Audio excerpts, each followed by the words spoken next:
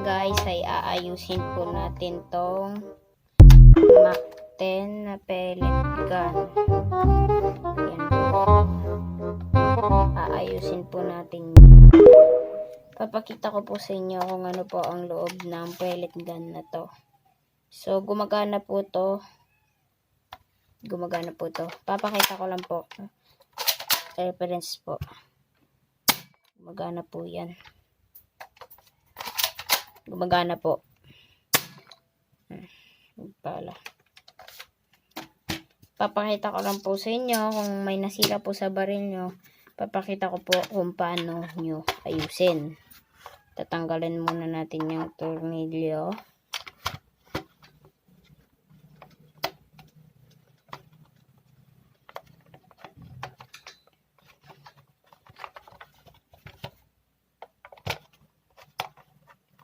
Tatanggalin lang po natin yan.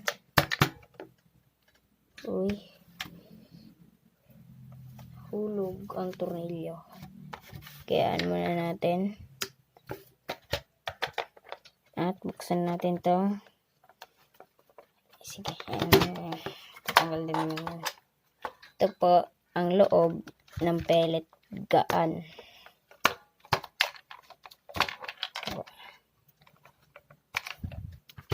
Kailangan talaga natin buksan mga tropa pits.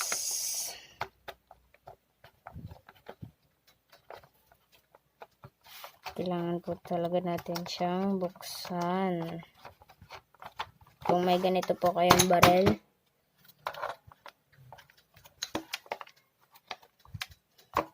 ito po yung magandang lesson para maayos nyo yung baril nyo. Okay.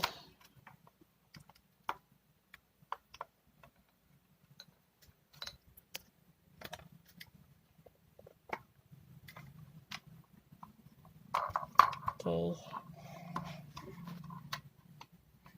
Yan na po yung spring. At yun, nabuksan na. Ito po yung loob niyan. Ito po yung maliit na spring na naghahatak diyan. Ito po yung maliit na spring na nanghahatak para maihatak yung air pump niya. Ito po yung air pump. Ito po. So, ito yung kakailanganin. Ito. Kung wala naman po kayong ganito, is ayos lang. Pero, hindi naman po siya nahahatak kaagad. Kaya ito po yung spring. Nakakabit pong ganyan yan. Para pag kinasa nyo, tas maihahatak nito. Gamit ganyan. Kinasa nyo, kakapit siya. Tapos, maihahatak po na ganyan. Ito po yung silbi nun. Ito din pong spring, malaki silbi. Ito po, ganito po yung ikakabit. Kakabit po dyan. Tapos, ito po, ikakabit natin dito. Yan.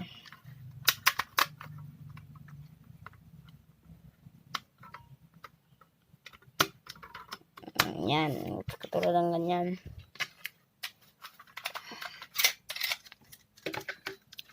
Pero hindi po importante yan. Yung importante po ay bubuksan natin yung loob nito. Para makita nyo po kung ano yung tinutukoy ko.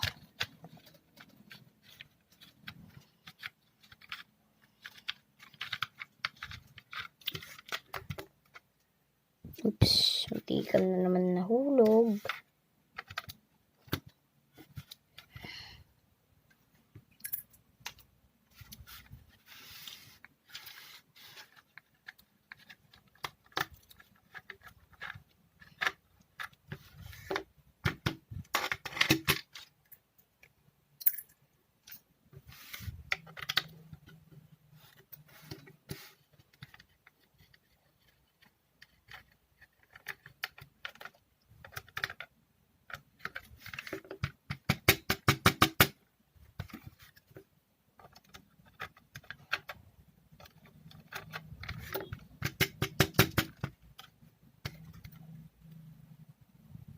Dito ako pa nilalagay mga tornilyo.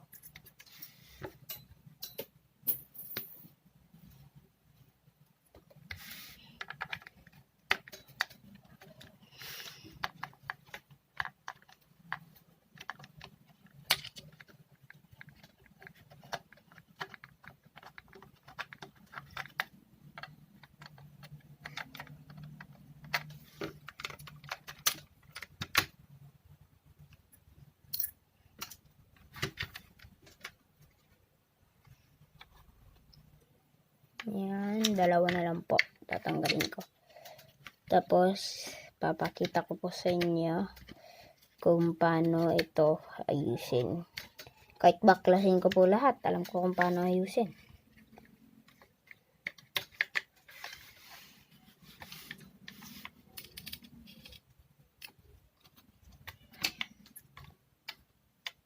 Teka lang po.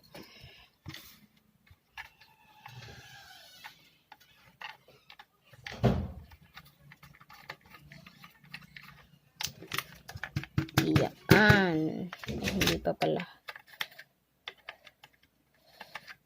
Yan.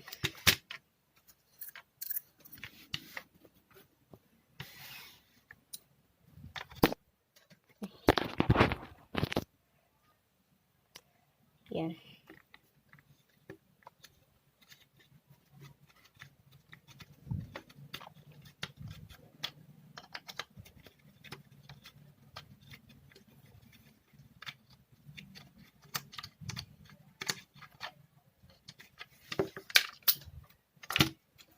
Yan. So, ito na po. Bubuksan na natin. Teka, tignan po natin kung natanggal na po lahat ng tornilyo.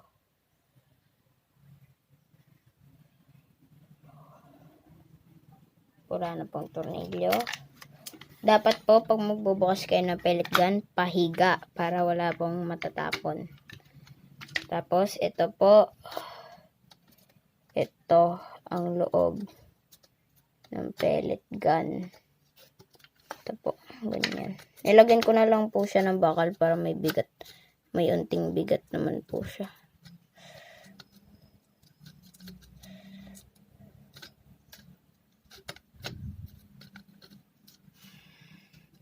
Tanggalin po muna natin yung saglit yung bakal.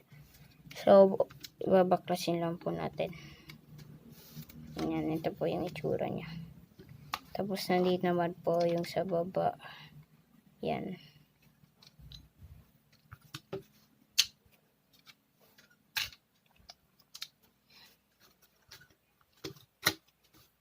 Yan po. Alam ko lahat to po kung paano ayusin.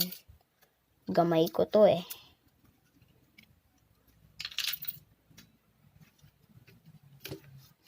Sige, huwag na natin yan tanggalin.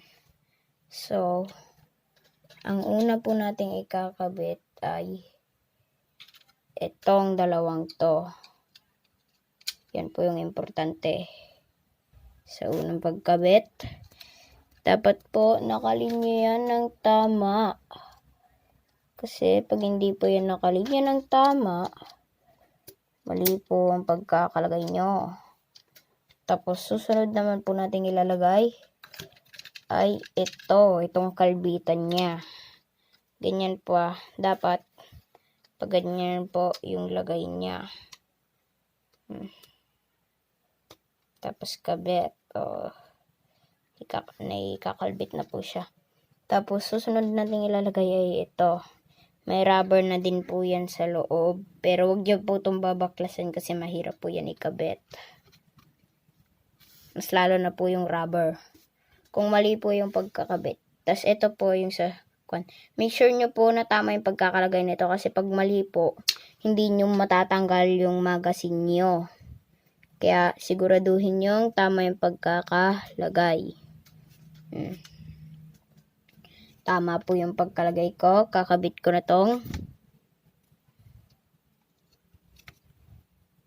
bakal. Kasya ba? Dito na lang sa baba. Kakabit ko yan.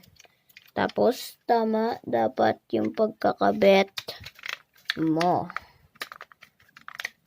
Siguraduhin yung tama lahat yan. Kasi unting mali lang is mali na kaagad yung kabit nyo. Kaya siguradong dapat tama yan.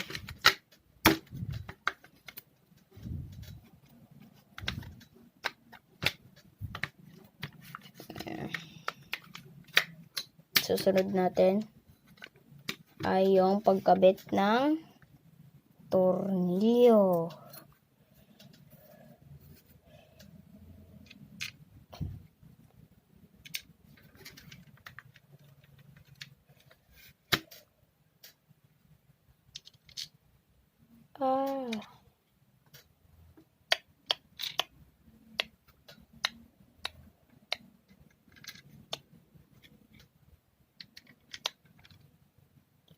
naman.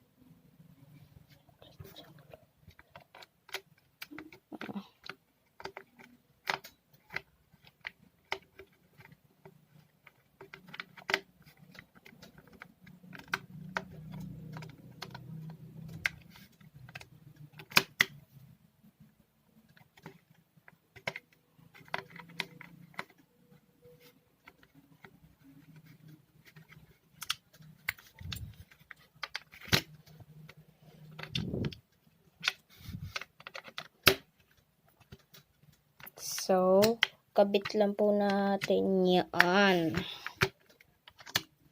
Maganda dapat ang yung pagkakabit yan.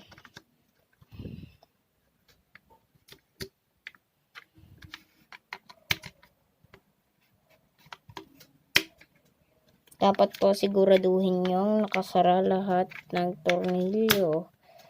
Kasi pag di po kayo nagsara ng maigi ng tornilyo, pwede po itong masira at mawala yung tornilyo nyo. Dapat maging maingat tayo sa mga tornilyo.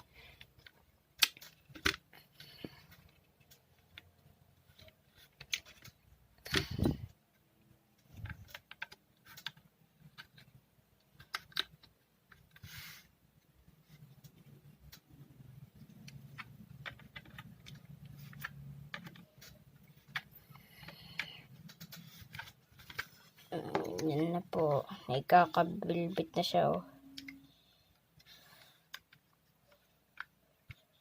Tapos, napipindot na din po siya dito. Sabihin po, wala po akong maling ginawa.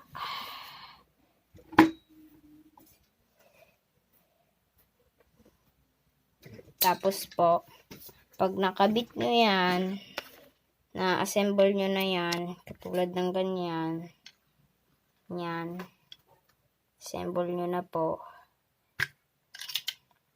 Pwede nyo nang ikabit tong spring po mauna. Tapos, dito po, madami pong taong nagkakamali dito.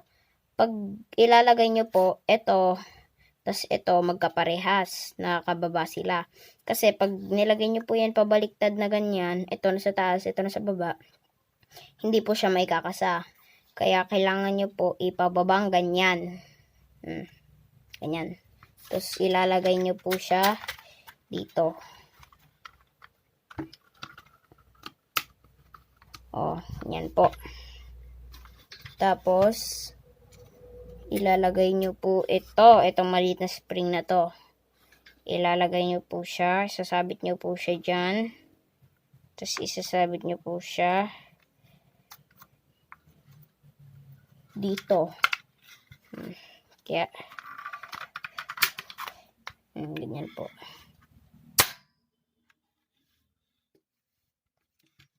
Next po nating ikakabit. Teka po, matagal po to eh. Mahirap po kasi to ikabit. Itong dalawang to.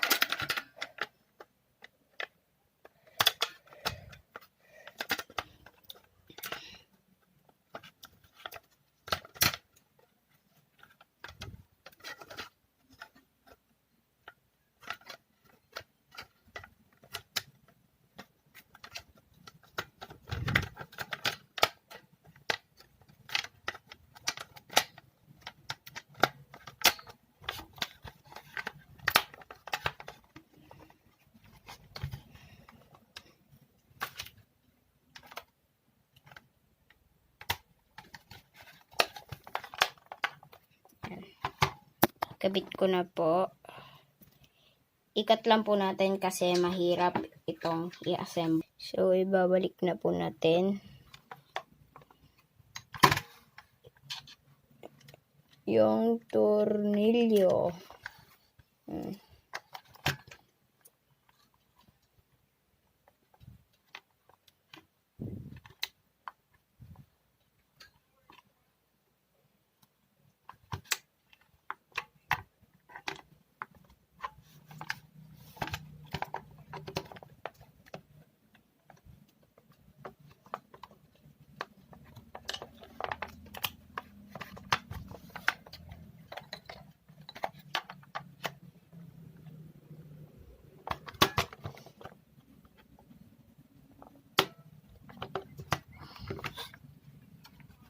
Okay na po ulit. Yan po yung bala niya. Ito po yung magazine. Yan po. Naikabit na natin ang ating pellet gun. At gumagana pa. Bumalik yung bala niya.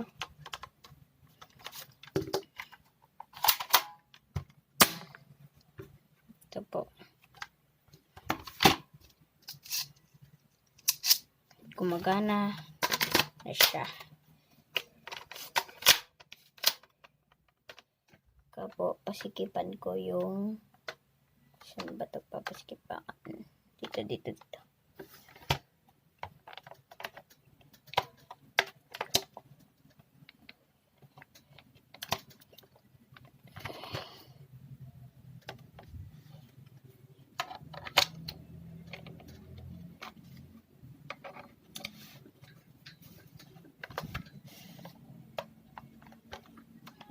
Yan po. Assemble na natin. At gamitin natin siya. Yan na po siya. Pagkatapos ko in-assemble at gamitin natin siya. Cut ko lang po. Yan po. Yan na po yung bala niya. Gagamitin na natin siya. Sorry po kasi bird. Gagamitin na po natin siya. Yan po. Kita nyo naman po.